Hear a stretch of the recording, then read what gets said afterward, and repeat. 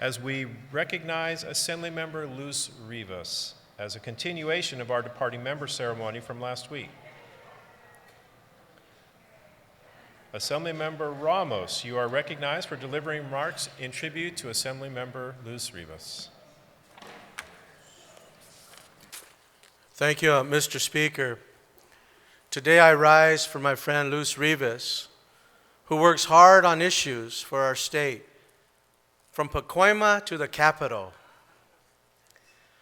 Luz works hard on issues, and sometimes people that come into our lives we take for granted and don't really get to know the true person of our colleagues. That comes into our lives. Luz is a person with great conviction and fortitude to accomplish goals that are set before her, like attaining her degree in electrical engineering from MIT. Her passions for STEM programs shows her passion to succeed, especially for women in the field of STEM. Luz continues to lift up us all and all of our communities in advocating for missing and murdered Indigenous women, and also speaking up at hearings to make sure that Native American remains come back to the proper reburials that are promised to them. To California's First People, she has stood side by side with us here in the state of California. And in her next journey, she will continue that fight of injustice brought to this nation's First People and injustices to all of our communities here in the state of California as she moves forward to the federal government. She continues to show passion in all she does and aspires to make a difference. In her quest, she has made all who know her a better person. As a member of the Select Committee on Native American Affairs, Luz has stood side by side in this chamber, championing the voice of injustice. She continues to move forward and has grown very fond of the traditional music from this area, in which I bid you, the next journey in your life, to be able to remember our songs like Tamale, Tamaloa, Tamale, Tamaloa, Tumani wa tuwe, Tamale, Hamalo, We bid you a success. Thank you. Thank you, Assemblymember Ramos. Assemblymember Lee, you are recognized for your tribute to Assemblymember Luz Rivas. Thank you, Mr. Speaker. I have the great honor of rising in celebration of my friend and colleague, Assemblymember Luz Rivas, which I know this is less of a farewell, more of a graduation speech, because I know you'll be moving off to DC to do incredible and wonderful things. But I remember Luz was actually one of the first members that I met, and during the pandemic era when I only really knew people on the phone, it was actually our speaker Rivas introduced me to Assemblymember Luz Rivas. And I remember concluding our call and I said something to the line of, well, I'm really glad that I'll be serving with someone else also in my age bracket.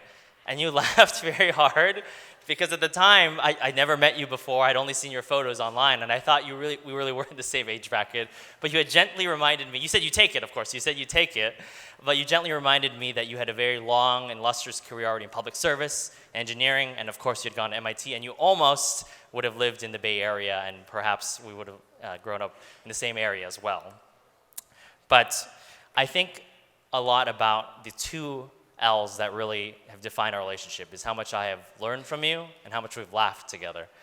There's a lot in this place that is cringeworthy, awkward, and frankly frustrating that happens, but we have a very similar sense of humor that we are able to laugh through everything. And sharing the jokes really have gotten us through some really frustrating times. And I've also learned so much from you, being that honorary member that can blend into your staff, especially during the beginning of the pandemic when no one knew who I was. And when there would be lobbyists swarming you and they wouldn't swarm me, and I'd be like, oh no, I'm staff, don't talk to me. I could hide and pretend in the beginning, but it was really my honor to learn so much from you. Because sometimes even when you'd find times where we could have dinner and learn about things, you'd still be on the phone negotiating and doing these really hard amendments. And I really learned from you what it means to put your foot down and really say, if the deal is really bad for Californians, you're ready to walk away. And sometimes because of that tenacity, not just for the people of your district, but for all of California, you've really delivered for them the best deal possible, and not just to make everyone feel better about a compromise. And so from the incredible accomplishments that I got to witness firsthand, from things like legalizing lowriders to making sure that low-income kids don't go hungry, you have been one of the most progressive legislators that I have had the honor of serving with. And I know that in DC, when you go there, there'll be even more things that are very hilarious that I'm sure that we will laugh about. And I'm really glad that to have had you here in my legislative career, my life, to learn so much from and to share so much together. And of course, also as a caucus chair of the LA caucus chair, your staff said this, and it is actually a tempting thought of mine I've joked with you about, is that I represent the South Bay too. Sorry, Mr. Marsucci. So I was like, maybe I can join the LA caucus as well from the Bay Area. But all jokes aside, you did run that caucus really well, and I've seen you professionalize it, and I'm also learning that as a caucus chair myself. And so I just wanted to bid you farewell for now, but you're going to make us so proud in Congress, and you're going to teach so many people that California, this really is where the future begins, and they can catch up to us. So thank you so much for serving with us.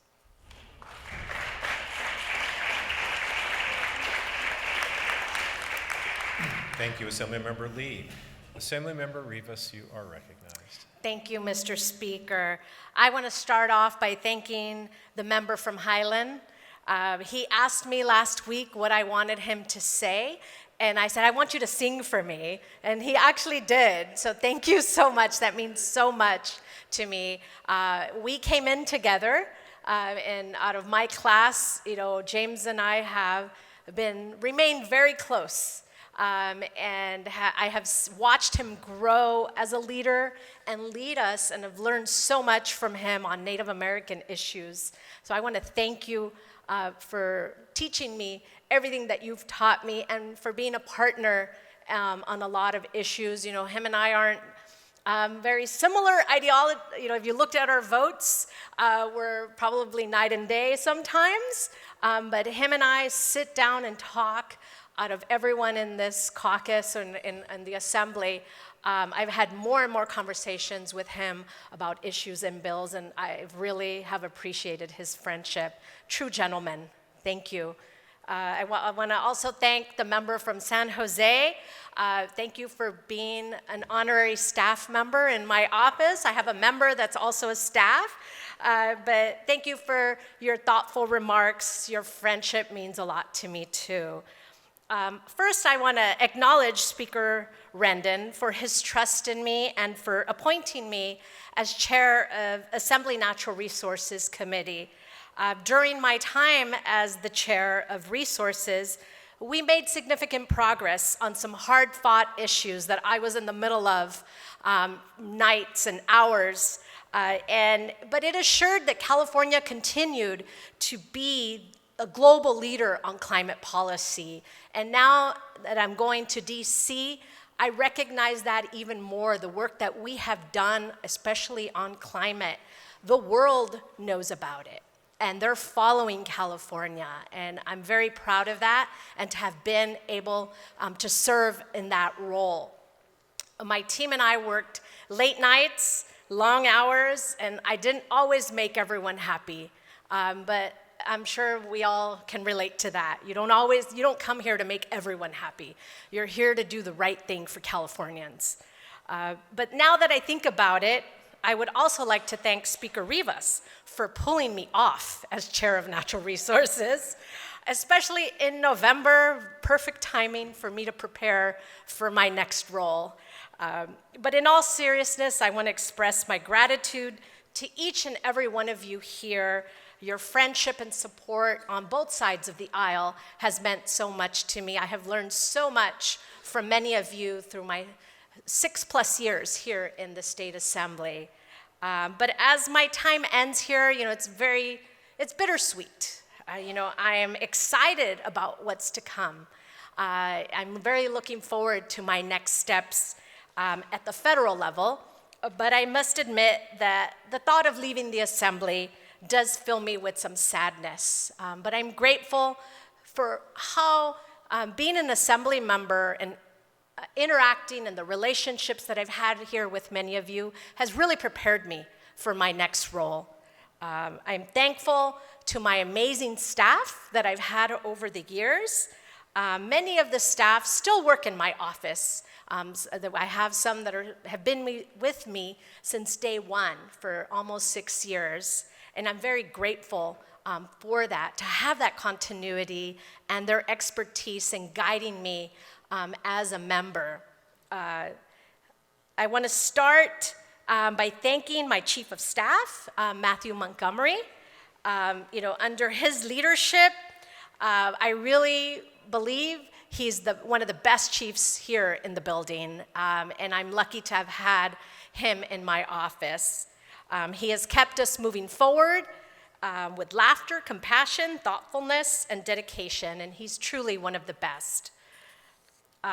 While I tried to recruit him to come with me to my next office, he wants to, for some reason, stay here because he has a home and a family and all of that. Doesn't want to go to the East Coast with me, but I'm grateful, and I really wish him success in his next role. I want to thank my legislative director, Judy Yee. She has been dedicated to my success, one of the most loyal staffers that I have in my Capitol office, and she's proven to be highly capable, organized policy staffer. Even when I would give her an issue area that was new to her, but I'm like, I want to do this, figure it out. And I know a lot of our staff here in the building jump right to it when we want to get working on a new issue area, even though they don't know much about it. Then there's Jose, Omar, and Sloan. You all do the hard work, the day in and the day out, that doesn't get enough recognition as legislative aides. Without all of you, none of my legislative priorities would have been successful. Next, my district team is here again from last week. They were able to fly up again, led by my district director, Arturo Garcia. Thank you for all the incredible investments in AD 39 and now 43 that we have secured over the years, and the lives that we have positively affected together. We're both from the district, born and raised, and I know he cares about my constituents just as much as I do. I want to thank my field representatives, Cynthia and Jessica, for your outstanding service and community engagement. We couldn't be doing the work that we do without you. My scheduler, Maribel, she has been one of the best schedulers a member could ask for. We all know how important this position is. The scheduler has the ability to make or break an office. Her positive attitude and attention to detail have been the cornerstone of my success. I would like to say several of my staff have indicated a desire to stay working in the building. Any of you would be lucky to have them. Please come by afterwards and let me know if you're interested. They're a great team, and you would all be lucky to have them in your office. Finally, I would like to acknowledge Speaker Rivas. He and I also came in together in the building. Since taking over, he has proven that he cares about his members and their success, and this is what a leader does. He was the first person I called to let anybody know. He's the first member I told that I was running for Congress the night before the announcement. He was right away very supportive and asked me, "What do you need?" And I really appreciate his support.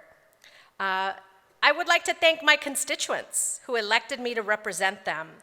I have fought every chance I had to lift them up.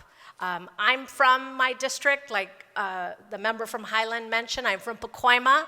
It's one of the lowest income communities in Los Angeles. It's where I lived. My family came from Mexico in the 50s and 60s. And it's a beautiful community, and they deserve representation and the resources, and that's why we're here. That's why I'm here to fight for communities like that. I want to of course, thank my mom, which again is back, for her lifetime of support.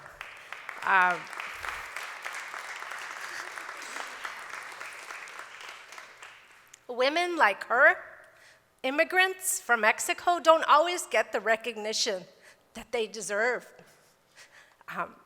My mom was a single mother, raising 2 daughters, and we lived in rooms in a garage. We moved every year. That's why it's not so hard for me to move to DC, because this will be number 30 in terms of places I have lived in. And that change became something that's very comfortable for me. And so because of her hard work, I am where I am today.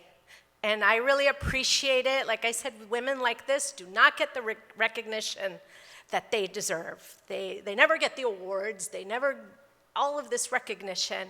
And I just want to thank her for everything, for supporting me all along the way. Thank you. Muchas gracias. And of course, my partner David, that's here today again with me. I want to thank him for always being supportive. All these crazy ideas, he was with me before I started running for elected office, and now we're on our second, elected office. And every time he's like, "Yes, let's do it. Let's go for it. What do I need to do?" So I appreciate that unconditional support and trust. But thank you so much. To all of you, thank you for this beautiful ceremony, for having my team here. And I wish all of you success, and I expect all of you to come visit me in Washington. Thank you.